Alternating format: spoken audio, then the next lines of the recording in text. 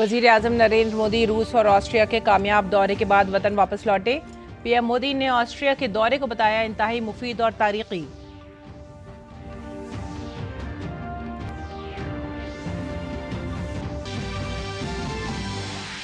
Chief justice of India चरणचूड़ की bench supreme court में NEET इम्तिहान मामले की करेगी समाअत। मरकज ने हलफनामा किया दाखिल, दोबारा इम्तिहान के हक में नहीं है मरकजी हुकूमत।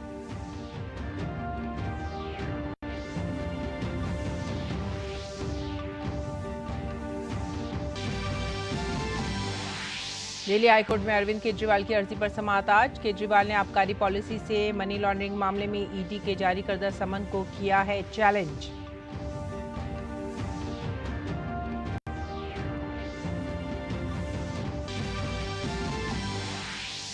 वजीर आजम मोदी आज नई दिल्ली में मुमताज माहिरीन इख्तिसादियात से करेंगे बातचीत।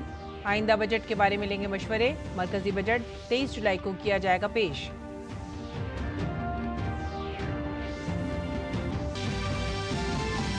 बिम्स्टेक वज़ीर ख़ारजा की दूसरी कॉन्फ्रेंस आज से नई दिल्ली में होगी शुरू। डॉक्टर जयशंकर करेंगे मेज़बानी।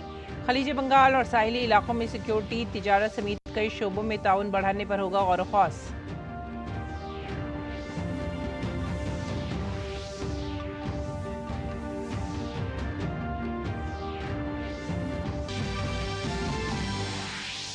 यूपी में मूसलाधार मानसून की वजह से कई इलाकों में मुश्किलात में इजाफा।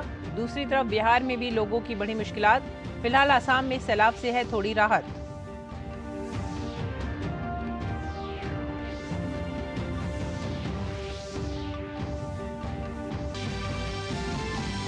इंग्लैंड ने यूरो कप के फाइनल में बनाई अपनी जगह। 90 मिनट में वाटकिंस की गोल की मदद से सेमीफाइनल में नीदरलैंड को 2-1 से दी शिकस्त। इतवार को खिताबी मैच में स्पेन से होगा मुकाबला।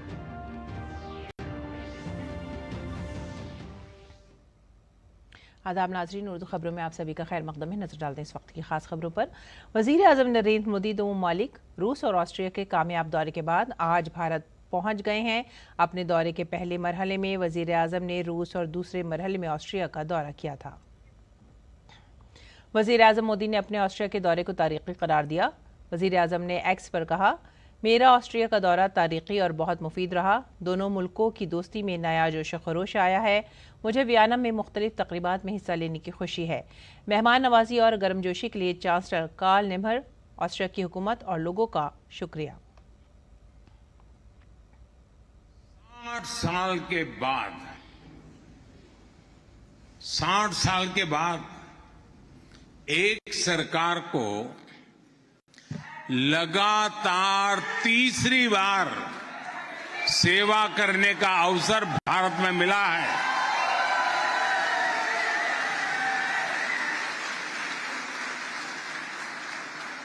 हमने तो दुनिया में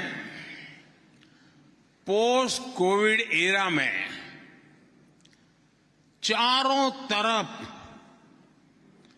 पॉलिटिकल इंस्टेबिलिटी देखी है। ज्यादातर देशों में सरकारों के लिए सरवाइव करना आसान नहीं रहा। दोबारा चुनकर आना तो एक प्रकार से बहुत बड़ा चैलेंज रहा है। ऐसी स्थिति में भारत की जनता ने मुझ पर, मेरी पार्टी पर, एनडीए पर भरोसा किया। सुप्रीम कोर्ट में आज चीफ जस्टिस ऑफ इंडिया चरणचूड़ की बेंच में नीट इम्तिहान के मामले की बहुत ही अहम समाअत होने जा रही है। क़ब्ल-अज़ीं अदालत की हिदायत पर मरकजी हुकूमत ने सुप्रीम कोर्ट में वाज़ेह किया है कि वो नीट इम्तिहान दोबारा कराने के हक़ में बिल्कुल नहीं है और इस बात को यकीनी बना रही है कि बगैर किसी सबूत के 23 लाख उम्मीदवारों का दोबारा इम्तिहान लिया जाए, यानी सिर्फ ख़दशात की बुनियाद पर इम्तिहानात का बोझ ना डाला जाए। अपने हलफनामे में मरकजी हुकूमत ने कहा है कि IIT मद्रास के जरिए किए गए डाटा की तज्ज़िये में कोई गैर मामूली या कोई बड़े पैमाने पर गलती नहीं दिखाई गई है। हुकूमत ने उठाए गए तमाम मसाइल पर गौर करने के लिए 7 रुकनी माहिरीन की कमेटी की तजवीज़ पेश की है ताकि मुस्तक़बिल में इस तरह के लीक्स ना हों। इसके अलावा NTA की जानिब से पेश किए गए हलफनामे में कहा गया है कि पटना और गोधरा के मराकज़ में बेज़ाब्तियाँ हुई हैं, लेकिन इन मराकज़ के उम्मीदवारों की कारकर्दगी का तज्जिया करने पर पता चला है कि इसके पूरे इम्तहान पर कोई असर नहीं पड़ा है और इम्तहान का तकद्दुस मुतासिर नहीं हुआ है। आगे बढ़ेंगे अगली खबर की तरफ। दिल्ली हाईकोर्ट आज दिल्ली के वजीर आला अरविंद केजरीवाल की अर्जी पर समाअत करेगा। केजरीवाल ने एक्साइज पॉलिसी से मुतालिक मनी लॉन्ड्रिंग केस में इन्फोर्समेंट डायरेक्टोरेट की तरफ से जारी समन को चैलेंज किया है। इससे पहले कल दिल्ली हाईकोर्ट ने इस मामले में अरविंद केजरीवाल की जमानत मंसूख करने की दरख्वास्त पर समाअत मुलतवी कर दी थी। अदालत ने फरीकैन के दलाइल सुनने के बाद केस की समाअत 15 जुलाई तक मुलतवी कर दी थी। समाअत के दौरान ईडी के वकील ने जवाब दाखिल करने के लिए अदालत से वक्त मांगा। उसके बाद आज ये समाअत आज होने वाली है।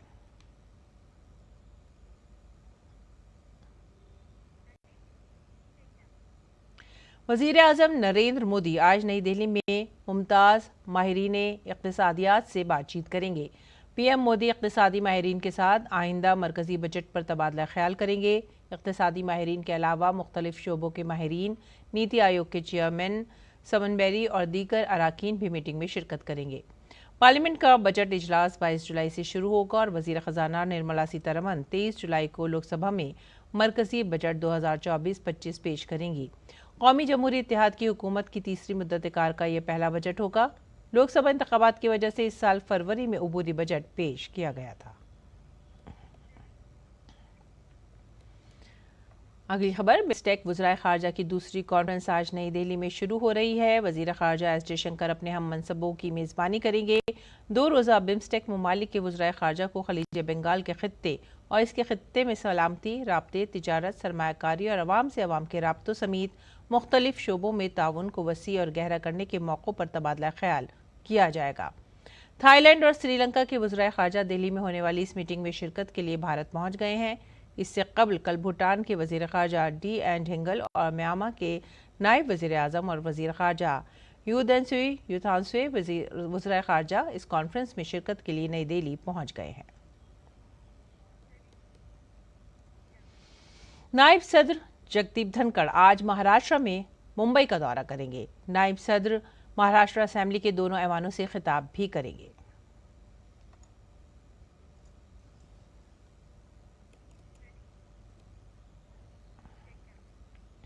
और लोकसभा के स्पीकर ओम बिरला आज से रूस के सेंट पीटर्सबर्ग में शुरू होने वाले 10वें ब्रिक्स पार्लिमानी फोरम में भारतीय पार्लिमानी वफ्द की क़यादत करेंगे।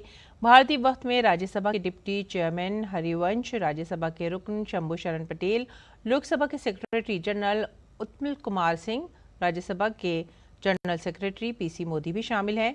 10वें ब्रिक्स पार्लिमानी फोरम का मरकजी मौजू मसावी आलमी तरक्की और सलामती के लिए कसीरुल जहती को मजबूत बनाने में पार्लिमानों का किरदार। ब्रिक्स ममालिक और मदू ममालिक के चेयरपर्सन, मेंबरान पार्लियामेंट और बैन पार्लिमानी यूनियन की चेयरपर्सन टोलिया एक्सन ब्रिक्स पार्लिमानी फोरम के इजलासों में शिरकत करेंगे। लोकसभा स्पीकर ब्रिक्स पार्लिमानी जिहाद के तहत बैन पार्लिमानी ताउन को मजबूत करने के इम्कान समेत दीगर उमूर पर पार्लियामेंट के किरदार पर अपने ख्यालात का इश्तराक करेंगे। इस कॉन्फ्रेंस के दौरान लोकसभा के स्पीकर दूसरे ममालिक के पार्लिमानों के प्रिजाइडिंग अफसरान के साथ 2 फरीकी मीटिंगें भी करेंगे।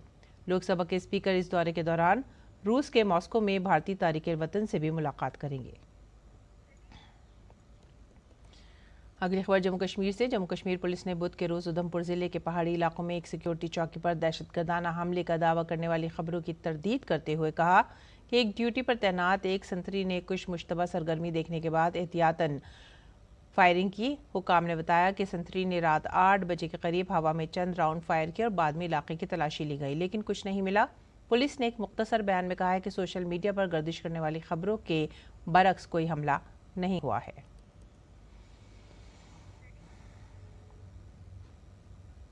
और राजधानी दिल्ली के इलाकों में आज सुबह बारिश हुई है। बारिश की वजह से आसमान पर सफेद धुंध भी छाई रही। महकमा मौसमियात ने दिल्ली में 16 जुलाई तक बारिश की पेशन गोई की है। इससे पहले कल दिल्ली में ज़्यादा से ज़्यादा दर्जा हरारत 36.4 डिग्री तक पहुंच गया। ये मामूल से 1 डिग्री ज़्यादा है। कम से कम दर्जा हरारत 27.5 डिग्री रहा। हवा में नमी की सतह 61 से 98% तक रही। और बात करते हैं मौसम की। मूसलाधार बारिश से उत्तर प्रदेश के कई अजला में सैलाब आ गया है, जिसकी वजह से कई गांव और फसलें बुरी तरह से तबाह हो गई हैं। आपको बताते चलें कि बस्ती, अयोध्या, सीतापुर, श्रावस्ती, सिद्धार्थनगर जैसे अजला में नदियों की सतह आब में इजाफा हुआ है। मालूमात के मुताबिक श्रावस्ती और सीतापुर अजला में डूबने से 5 लोगों की मौत भी हो गई है। पीलीभीत और लखीमपुर खीरी में हालात सबसे ज़्यादा ख़राब हैं। पीलीभीत में फ़ज़ाइया की मदद से सैलाब में फंसे लोगों को पूरनपुर तहसील में एयरलिफ्ट ऑपरेशन के जरिए महफूज मकामात पर पहुंचाया गया।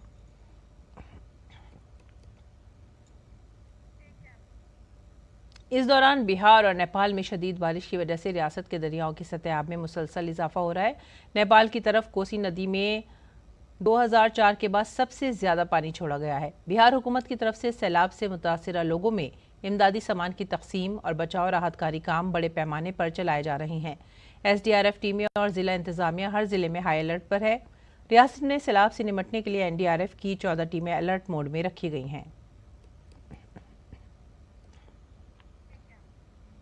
महकमा मौसमियात ने इतवार तक कोंकण और गोवा, महाराष्ट्र के वस्ती इलाकों और साहिली कर्नाटक में शदीद बारिश की पेशनगोई की है। गुजरात में भी अगले 3 दिन तक मूसलाधार बारिश का इम्कान है। इसके अलावा ज़ेली हिमालयाई मगरबी बंगाल, सिक्किम, मेघालय और बिहार में आज मूसलाधार बारिश के इम्कानात हैं। उत्तर प्रदेश और मध्य प्रदेश के मशरक़ी हिस्सों में भी आज मूसलाधार बारिश का इम्कान है। हिमाचल प्रदेश, उत्तर प्रदेश, जम्मू कश्मीर, लद्दाख, गिलगित बल्तिस्तान, मुजफ्फराबाद और मशरक़ी राजस्थान में अगले 5 दिन और पंजाब, हरियाणा, चंडीगढ़ और दिल्ली में हफ्ते तक हल्की से दरमियानी बारिश का इम्कान है। अग्निपथ स्कीम और अग्निवीर से मुतालिक इल्तिज़ामात का मसला मुसलसल सुर्खियों में है। कभी मुआवजे को लेकर सवाल उठ रहे हैं तो कभी अग्निवीर के मुस्तकबिल को लेकर। सियासी बयानबाजी और गलत मालूमात ने इस मामले को मजीद पेचीदा बना दिया है, लेकिन ऐसा हरगिज नहीं है, क्योंकि अग्निपथ एक सोची समझी और फायदेमंद स्कीम है। इसे ज़मीन पर लाने से पहले मुसल्लह अफवाज के मुख्तलिफ हससदारों से वसी मशावरात की गई है। इस स्कीम में एक आम फौजी और अग्निवीर में कोई फ़र्क नहीं है। अग्निवीर के साथ यकसा सलूक किया जाता है। अग्निपथ स्कीम भारतीय मुसल्लह अफवाज को जंग के लिए तैयार रखने के लिए लाई गई थी। इसका मकसद भारतीय मुसल्लह अफवाज को लड़ाई के लिए तैयार रखना और मुसल्लह अफवाज में नौजवानों की ताकत को बरकरार रखना है। फौज की भर्ती स्कीम, अग्निवीर और उनको फराहम की जाने वाली बीमा की सहूलत पर उठाए जाने वाले सवालात पर लद्दाख के lieutenant governor brigadier BD Mishra ने कहा है कि तमाम इल्ज़ामात बेबुनियाद हैं। बीमे की सहूलत के बदले हुकूमत अग्निवीरों से कोई इजाफी रकम वसूल नहीं करती है। अग्निवीर से इंश्योरेंस के लिए कोई कंट्रीब्यूशन नहीं लिया जाएगा और इनको 48 लाख विदाउट कंट्रीब्यूशन दिया जाएगा। अब उसका जो संज्ञा है आप कुछ भी रख लो। तो जो ग्रुप इंश्योरेंस आर्मी की होती थी, जिसमें हमारे जमाने से शुरू हुई थी, तो इसमें जो बेनिफिट है अग्निवीर को, जो इसके बारे में कुछ बातें ऐसे भ्रम की कह रहे हैं, उनको मालूम है कि ये बहुत सही स्कीम है। उनको यह भी मालूम है कि यह देश के लिए ठीक है, आर्मी के लिए ठीक है और जो आज अग्निवीर हैं उनके लिए ठीक है। इस सवाल पर कि 4 साल की मुद्दत के अख्ताम पर अग्निवीर अपने साथ क्या लेकर जाएंगे, ब्रिगेडियर BD मिश्रा ने कहा कि अग्निवीर एक अच्छा शहरी बनने के बाद फौज से जाएंगे। उनके पास रोजगार के लिए पैसे होंगे, वो इस कदर तरबियत याफ्ता होगा कि कोई भी काम कर सकेगा, जरूरत पड़ने पर फौज के साथ भी काम कर सकेगा। जॉब कॉन्टेक्स्ट में हर साल जो जॉब बनती है, जॉब वॉल्यूम बनता है, जॉब नंबर बनता है और जो वर्क फोर्स आती है उसमें ये अग्निवीर सबसे आगे होगा। दूसरा उसको इतने इनिशिएटिव दिए गए होंगे, उसको इतनी डिग्री दी गई होगी कि वो कहीं भी कोई भी काम पर वो जरूर सिलेक्ट होगा। तीसरा, उसका कॉन्फिडेंस लेवल इतना ज्यादा हो गया होगा कि उससे कोई कंपीट नहीं कर सकता है जो उसके पीयर ग्रुप में है। चौथा, उसको जो 14-15 लाख रुपए जो भी मिलेंगे वो एक निधि होगी, उससे कुछ काम कर सकता है। पांचवा जो सबसे जरूरी है, वो आदमी इन डिमांड होगा और इसी के साथ साथ यह भी सोचना है कि हर आने वाले दिन में वो एक ऐसा हमारे लिए रिजर्व होगा कि अगर आवश्यकता पड़ी तो देश के लिए फिर वो आगे आके सेना में काम कर सकता है। इस सवाल पर कि क्या अग्निवीर योजना को खत्म किया जाना चाहिए, लद्दाख के lieutenant governor brigadier B D Mishra ने कहा कि कुछ लोग अग्निवीर योजना को लेकर कंफ्यूजन फैला रहे हैं। उन्होंने इसका दिफा करते हुए कहा कि अग्निवीर को खत्म करने की बात करना खुदकुशी करने के मुतरादिफ होगा। अगर हम सुसाइड करना चाहते हैं तो कर लें। इंडियन आर्मी को हम नीचे गिराना चाहते हैं, कर दें। इंडियन आर्मी को हम तहस नहस करना चाहते हैं, कर दें। इंडियन आर्मी का एक सिस्टम बन गया है, उसको हम तोड़ना चाहते हैं, तोड़ दें। लेकिन जो सुनिए जो लोग यह कह रहे हैं वो न तो बैटल फ्रंट पर जाएंगे, न तो कमांड करेंगे आर्मी को, न कमांड करेंगे बटालियन को, न कमांड करेंगे अग्निवीर को, न कमांड करेंगे रेगुलर सोल्जर को, और न तो कभी वो फाइट के लिए ये कुछ प्लान भी कर सकते हैं, सोच सकते हैं। ब्रिगेडियर बी डी मिश्रा ने कहा कि अग्निवीर जिस भी यूनिट में तैनात रहेंगे वो वहीं काम करेंगे जो फौज के बाकायदा जवान करते हैं। फौज में ऐसी कोई तकसीम नहीं है, ऐसी बातें करने वालों को फौज के बारे में कोई इल्म नहीं है। जो भी लोग उठा रहे हैं जो कि सेवानिवृत्त हैं, मैं यह समझता हूं कि शायद उन्होंने भी इसको स्टडी नहीं की है, और यह भी हो सकता है कि जो सेवानिवृत्त लोग हैं उनका नजरिया कोई और हो, चश्मा कोई और हो। लेकिन यह बात माननी पड़ेगी कि जब हम एक अग्निवीर को लेते हैं यूनिट में, मैं कई जगह गया हूं, कई जगह देखा है, वो वही सब काम करेगा जो कि दूसरा रेगुलर जो भर्ती हुई है वो करने वाला है। अगर ऐसा कहीं क्या डिवाइड हो सकता है? ये तो इम्पॉसिबल है। इंडियन आर्मी में मैं 36 साल था। नाज़रीन, आज वर्ल्ड पॉपुलेशन डे है, यानी आबादी का आलमी दिन। दुनिया भर में बढ़ती हुई आबादी कई संगीन मसाइल को जन्म दे रही है। इस खुसूसी दिन को मनाने का मकसद लोगों को बढ़ती हुई आबादी से मुताल्लिक मसाइल से आगाह करना है। देखिए ये रिपोर्ट। आलमी यौम आबादी हर साल 11 जुलाई को दुनिया भर में मनाया जाता है, जिसका मकसद आबादी से मुताल्लिक मसाइल और तरक्की पर उसके असरात के बारे में लोगों में बेदारी बढ़ाना है। आपको बताते चलें कि आबादी का आलमी दिन अक़वाम मुत्तहिदा ने 1989 में शुरू किया था, जिसके बाद ये दिन हर साल 11 जुलाई को मनाया जाता है। इस दिन के लिए अक़वाम मुत्तहिदा के सेक्रेटरी जनरल एंटोनियो गुटेरेस ने कहा है कि जैसा कि इस साल के आलमी यौम आबादी का मौजू है, हमें याद दिलाता है डेटा इकट्ठा करने में सरमायाकारी, किसी भी मसले को समझने, हल पैदा करने और मालियात को आगे बढ़ाने के लिए ज़रूरी है। पायदार तरक्की के लिए सस्ते सरमाए को मुतहर्रिक करने के लिए इस साल मुस्तकबिल की सरबराही इजलास का ज़्यादा से ज़्यादा फ़ायदा उठाना। आज दुनिया की आबादी में बेमिसाल इजाफा देखने में आ रहा है। 1800 के अवाइल में दुनिया की आबादी 1 अरब से बढ़कर आज 8 बिलियन हो गई है। 2030 तक दुनिया की आबादी 8.5 बिलियन तक पहुंचने का इम्कान है। तेजी से बढ़ती हुई दुनिया की आबादी दुनिया के लिए मौक़े और चैलेंज दोनों ही पैदा कर रही है। एक तरफ बढ़ती हुई आबादी इक़्तिसादी तरक्की, इख्तियारात और सकाफ़ती तबादले को फ़रोग़ दे रही है, तो दूसरी तरफ बढ़ती हुई आबादी दुनिया के वसाइल, इंफ्रास्ट्रक्चर और माहौलियात पर बोझ भी बनती जा रही है। आबादी का आलमी दिन सिर्फ तादाद के बारे में नहीं है, ये उन नंबरों के पीछे छुपी ज़िंदगी के बारे में भी है। ये इस बात को भी यकीनी बनाने के लिए है कि हर फर्द को एक सेहतमंद, भरपूर जिंदगी गुजारने का मौका मिल सके। ये दिन हमें सबको शुमार करने की याद दिलाता है, और ये भी याद दिलाता है कि हम में से हर एक को एक पायदार और मसावी मुस्तकबिल की तामीर में अपना किरदार अदा करना है। Bureau report, DD news. राष्ट्रीय स्वयंसेवक संघ के ऑल इंडिया प्रचारक की 3 रोज़ा मीटिंग 12 जुलाई से रांची में होगी। सरसंघ चालक मोहन भागवत के अलावा ऑल इंडिया वर्किंग कमेटी के तमाम मेंबरान बशमूल सरकर्दा व हौस बोले, प्रचारक प्रमुख, इलाका प्रचारक और तमाम रियासतों से ताल्लुक़ रखने वाले प्रचारक भी इस मीटिंग में शिरकत करेंगे।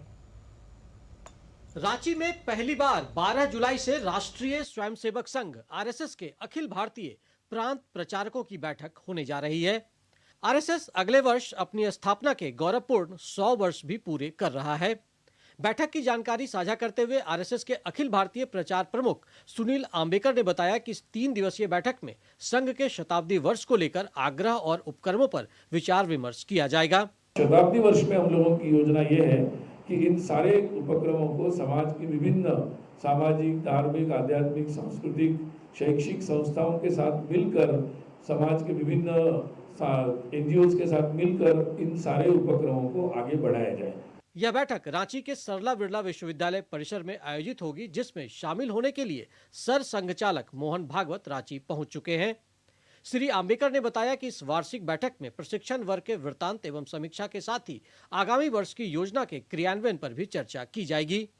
सामान्यतः बैठक की दृष्टि से विभिन्न प्रकार के विषयों पर यहाँ चर्चा होती है। ये वर्ष भर की योजना और उसके विवरण, उसका पूरा क्रियान्वयन, इसके बारे में मुख्यतः यहाँ चर्चा होती है। प्रेस कॉन्फ्रेंस के दौरान एक सवाल के जवाब में आरएसएस के प्रचार प्रमुख ने बताया कि अखिल भारतीय स्तर पर संघ के विस्तार की भी योजना है, ताकि हर प्रखंड तक संघ की उपस्थिति हो।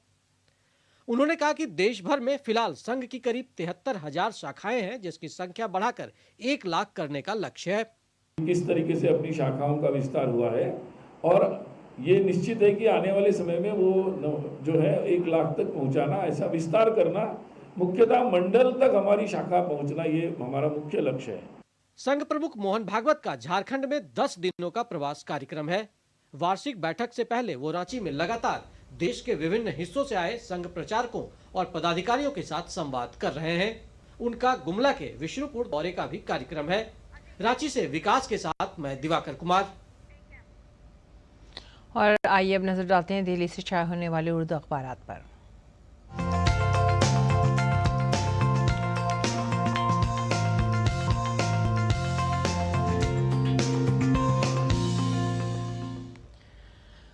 उर्दू अखबारात के जायजे में जो पहली खबर हम ले रहे हैं वो है राष्ट्रीय सहारा से, और ये है तलाकशुदा मुस्लिम खातून अपने साबिक शौहर से नानो नफ़क़ा हासिल करने की हकदार। CRPC की दफ़ा 125 के तहत मुस्लिम खातून अपने शौहर से कफ़ालत का मुतालबा कर सकती है सुप्रीम कोर्ट।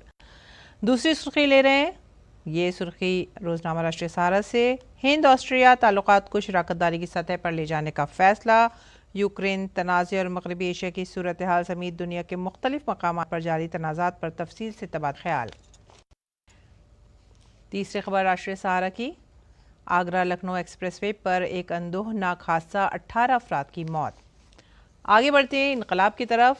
इनकलाब ने अपनी जो सुर्खी बनाई है वो अरविंद केजरीवाल से मुतालिक शराब घपले में केजरीवाल के खिलाफ चार्जशीट दाखिल।